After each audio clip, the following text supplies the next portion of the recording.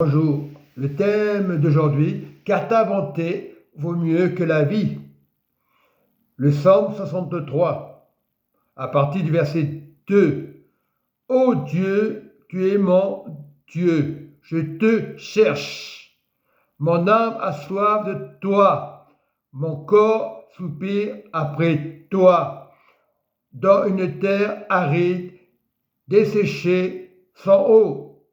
Comme David était dans le désert, il criait à Dieu.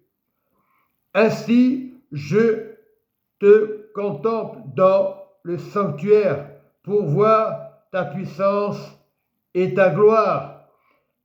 Et le verset 4, qui est le mot clé du croyant, car ta bonté vaut mieux que la vie.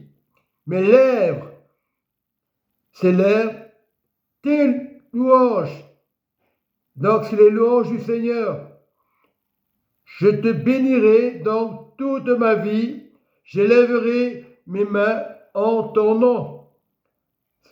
Mon âme sera rassasiée comme de maigres succulents et avec des cris de joie sur les lèvres. Ma bouche célébrera. Verset 7. Lorsque je pense à toi sur ma couche, je médite sur toi pendant l'éveil de la nuit. Je médite la parole de Dieu, car tu es mon secours.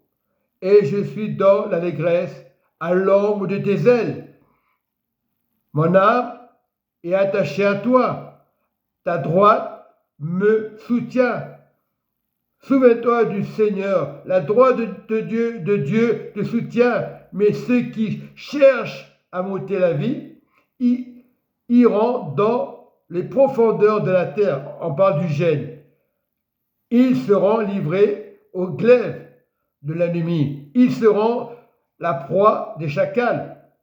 Et le roi réjouira en Dieu. On parle du Messie, Jésus, ce roi, quiconque jure par lui, s'en glorifiera, car la bouche des menteurs sera fermée, la bouche des méchants sera fermée. Je te prie, Saint-Esprit, pour cette parole, que tu m'encourages pour tous les croyants. Oui, comme David était dans le désert, il criait à l'Éternel. Et le mot-clé des croyants, car ta bonté vaut mieux que la vie. Mes lèvres célèbrent tes louanges. Et quand tu célèbres l'Éternel, il vient te secourir. Beaucoup connaissent des versets comme ça. Le monde connaît des versets comme ça. Parce qu'il peut y avoir dans l'Église des faux croyants qui se disent chrétiens et ne le sont pas. Un croyant doit crier à Dieu, comme le verset 4, car ta bonté vaut mieux que la vie. Mes lèvres s'élèvent de tes louanges. Je te bénirai dans toute ma vie, toute ma vie. Mon cœur est dans le Seigneur Jésus. Je célèbre de mes lèvres le Seigneur Dieu afin de sauver les âmes. Nous sommes des sentinelles. Il y a combien de systèmes chrétiens dans les maisons qui parlent de Pierre, de Paul, qui se disent la vérité et qui continuent à être rebelles. Ils ne veulent pas venir dans les assemblées parce qu'ils sont orgueilleux. Ils inventent des religions. Ils se servent de Jésus. Qu'il est doux de demeurer ensemble avec des frères dans l'assemblée de Dieu. Et aujourd'hui, on parle avec un cœur double. Mais Dieu est un cœur juste. Notre Seigneur, il est notre révélateur. Il est le sanctuaire de nos cœurs. Mon âme est attachée à toi, Seigneur. Le Saint-Esprit à la droite, il soutient ta vie. Ne fais pas le faux croyant en disant j'aime le Seigneur et tu n'aimes pas. Aime ton prochain et tu sauras que Dieu est dans ton cœur. La vie, c'est le Seigneur. Ce n'est pas n'importe qui. On n'a pas à juger les personnes. On ne connaît pas les personnes. Moi, j'ai appris à ne pas juger. Je prie pour les âmes. Ils viennent petit à petit. Avant, je forçais, je ne force pas. Donnez de l'amour Oui, mon pasteur David a donné de l'amour. L'assemblée, c'est nos cœurs. Et c'est un homme rempli du Saint-Esprit, aimant les autres. Il ne va pas écouter Pierre et Paul. Oui, il appartient au Seigneur. Il doit enseigner l'amour. Et nous devons enseigner l'amour. On est des pasteurs, mais il faut respecter les pasteurs. On est les gardiens de nos familles. On prie pour les familles afin qu'ils viennent au Seigneur. On les condamne pas. Jésus a dit pardonne-leur car ils ne savent pas ce qu'ils font. On ne peut pas être méchant. On ne peut pas ressembler aux païens. Nous devons être la lampe de Jésus. La lampe de Jésus, changer le comportement. Peu importe l'organisation ou des chrétiens indépendants. Ne pas juger.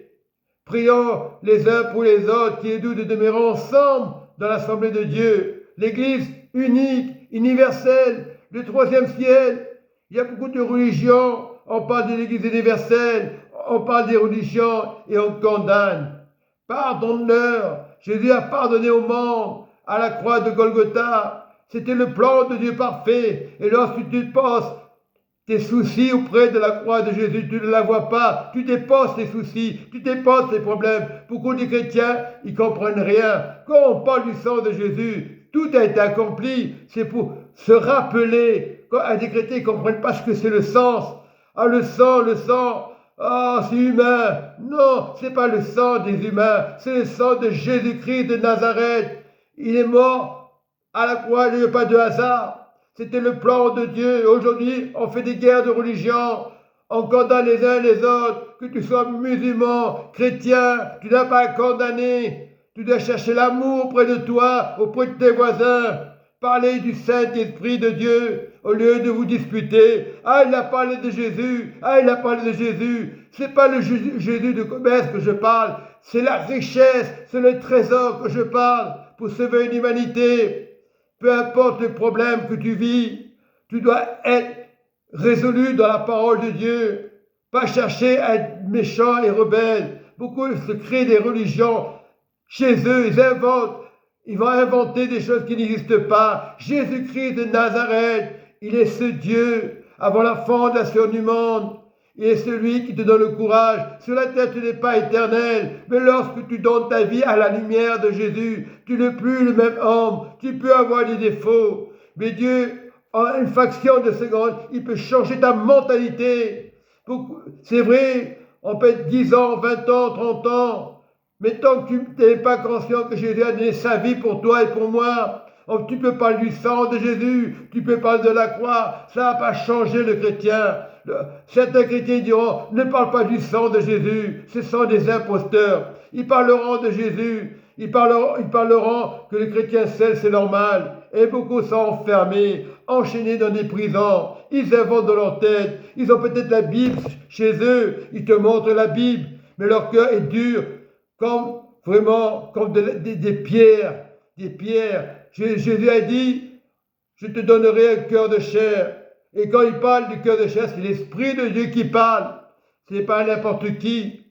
Nous cherchons des places de pasteurs. Ça peut arriver, mais il faut des pasteurs, je vous dis. Soyez bénis. Dans le nom du Seigneur Jésus-Christ, car Jésus vous aime. Amen et Amen.